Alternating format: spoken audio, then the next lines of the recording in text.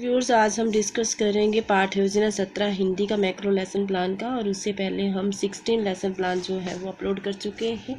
Channel पे visit करके आप उनका फ़ायदा ले सकते हैं। और विद चार्ट आपको ये मिलेंगे, विदाउट चार्ट को अभी नहीं मिलेगा। सामाजिक विज्ञान में भी 40 लेसन प्लान जो है वो अच्छे से बने पड़े हैं, तो आप वहाँ से फ़ायदा ले सकते हैं। तो सबसे पहले डालेंगे छात्राध्यापका का नाम, फिर डालेंगे रोल नंबर, विषय हिंदी रहेगा, उपविषय हमारा आज का कारक रहेगा, और दिनांक डाल दीजिएगा। कक्षा 7वीं है। समय अवधि इसकी रहती है 30 से 35 मिनट, और अपने ऑब्जर्वर टीचर का नाम डालना है। सबसे पहले हम करते हैं अनुदेशात्मक उद्देश्य। तो पाठ्य योजना के अंत में छात्र निम्न पठन करने में सक्षम होंगे। और नंबर 1 में जाएगा छात्र कारक के बारे में जानने में सक्षम होंगे। सेकंड नंबर जाएगा छात्र कारक के अर्थ को समझने में सक्षम होंगे। थर्ड नंबर पे जाएगा छात्र कारक के भेदों को चार्ट की सहायता से समझने में सक्षम होंगे। और चौथा नंबर रहेगा छात्र कारक को अपने शब्दों में बताने में सक्षम होंगे।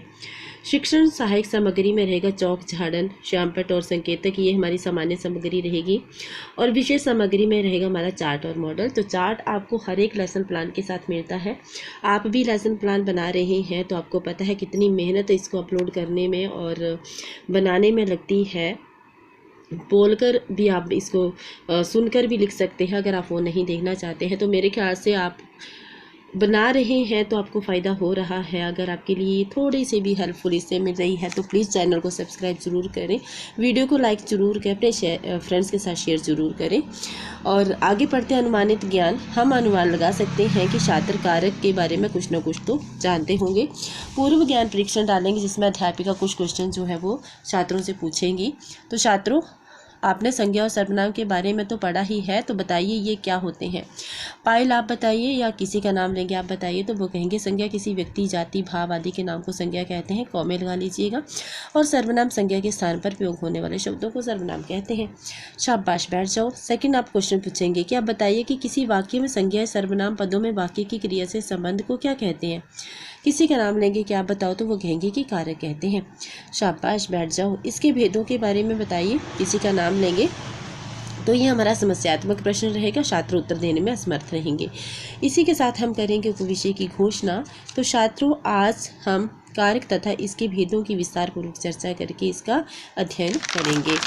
तो अभी हम करेंगे प्रस्तुतिकरण, जिसमें आपको विषय वस्तु का, छात्राध्यापक का क्रियाकलाप का, छात्र क्रियाकलाप का, श्यामपट्ट कार्य का कॉलम बनाना है। कारक का अर्थ डालेंगे विषय वस्तु में, और श्यामपट्ट लेखन पे भी कारक का अर्थ डालेंगे। किसी वाक्य में प्रयुक्त संज्ञा तथा सर्वनाम का उस वाक्य की क्रिया से जो संबंध होता है उसे कारक कहते हैं। उदाहरण के लिए नंबर 1 डालेंगे लड़की किताब पढ़ रही है। सेकंड रहेगा रमेश ने पुस्तक पढ़ी। थर्ड रहेगा मोहन कमरे में सो रहा है। छात्र ध्यानपूर्वक सुनते हुए कारक के भेद डालेंगे, और श्यामपट्ट पे भी कारक के भेद डालेंगे। तो छात्रों, आगे हम कारक के भेद पढ़ेंगे, इन्हें हम चार्ट की सहायता से पढ़ेंगे। कारक के 6 भेद होते हैं: कर्ता, कर्म, करण, संप्रदान, अपादान, अधिकरण। सभी बच्चे चार्ट की और देखते हुए, वैसे 8 भेद होते हैं इसके, संबोधन भी होता है, ठीक है।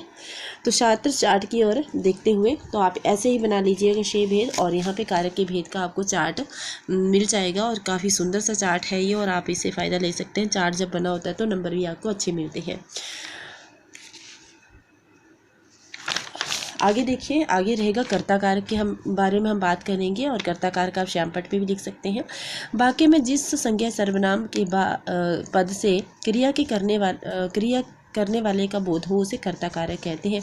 जैसे संजय से सेब खाता है, संजय सेब खाता है। सेकंड, पुलिस ने चोर को पकड़ा। और यहाँ रहेगा छात्र श्यामपट्ट की ओर देखते हुए, तो यहाँ पे जो उदाहरण है वो डाल देंगे संजय सेब खाता है। सेकंड रहेगा कर्म कारक। वाक्य में जिस संज्ञा या सर्वनाम पर क्रिया का फल या प्रभाव पड़ता है उसे कर्म कारक कहते हैं। जैसे पुलिस ने चोर पकड़ा, मैं पानी पी रहा हूँ। छात्र ध्यानपूर्वक सुनते हुए।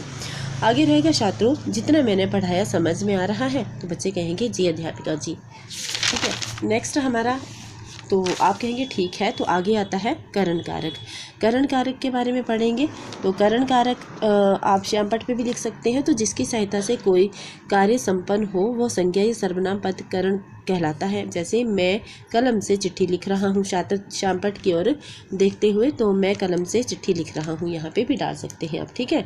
फिर रहेगा हमारा संप्रदान कारक, चौथा है जिसके लिए कोई कार्य किया जाए या जिसे कुछ दिया जाए। संप्रदान कारक के लिए को आप कोमों में लिखेंगे, प्रसर्ग का प्रयोग होता है। जैसे नंबर 1 ये मिठाई रमेश के लिए आई है। नंबर 2 अशोक ने भाई को फल दिया। छात्र ध्यानपूर्वक सुनते हुए आप ये उदाहरण जो है वो यहाँ पे डाल भी सकते हैं, यहाँ पे संप्रदान कारक भी डाल सकते हैं। 5th रहेगा अधिकरण। तो जिस संज्ञा या सर्वनाम पदों से क्रिया के आधार का बोध हो, जैसे अधिकरण कारक, उसे अधिकरण कारक कहते हैं। जैसे नंबर 1 घड़ी मेज़ पर रखी है। नंबर 2 मोहन कमरे में है। छात्र ध्यानपूर्वक से देखते हुए श्यामपट्ट को, और घड़ी मेज़ पर रखी है, मोहन कमरे में है, ठीक है। और 6th रहेगा अपादान कारक, जिससे अलग होने का भाव प्रकट हो उसे अपादान कारक कहते हैं। जैसे पत्ता पेड़ से गिरा, गंगा हिमालय से निकलती है। ये उदाहरण आप डाल सकते हैं यहाँ पे। और छात्र श्यामपट्ट की ओर देखते हुए। तो छात्रों, आपको मैंने जो पढ़ाया समझ में आया? बच्चे कहेंगे जी अध्यापिका जी, अब मैं इससे संबंधित प्रश्न पूछूंगी, तो मूल्यांकन के रूप में कुछ प्रश्न को पूछने पड़ेंगे। तो यहाँ पे आप कॉलम बना सकते हैं। नंबर 1 में आप क्वेश्चन पूछेंगे, तो छात्र बताइए कारक किसे कहते हैं। किसी का नाम लेंगे तो बच्चे कहेंगे किसी वाक्य में प्रयुक्त संज्ञा सर्वनाम का उस वाक्य की क्रिया से जो संबंध होता है उसे कारक कहते हैं। कारक के कितने भेद होते हैं बताइए। तो वो किसी का नाम लेंगे, आप बताइए, तो वो कहेंगे 6 भेद होते हैं, कर्ता, कर्म, करण, संप्रदान, अपादान और अधिकरण। शाबाश, बैठ जाओ। 3rd रहेगा कर्म कारक का कोई उदाहरण दीजिए। किसी का नाम लेंगे कि आप बताओ, तो वो कहेंगे कि मैं पानी पी रहा हूँ, तो आप कहेंगे शाबाश, बैठ जाइए, ठीक है। ये हो गया। पुनरावृत्ति में करेंगे तो छात्रों, आज हमने कारक तथा उसके भेदों के बारे में अध्ययन किया।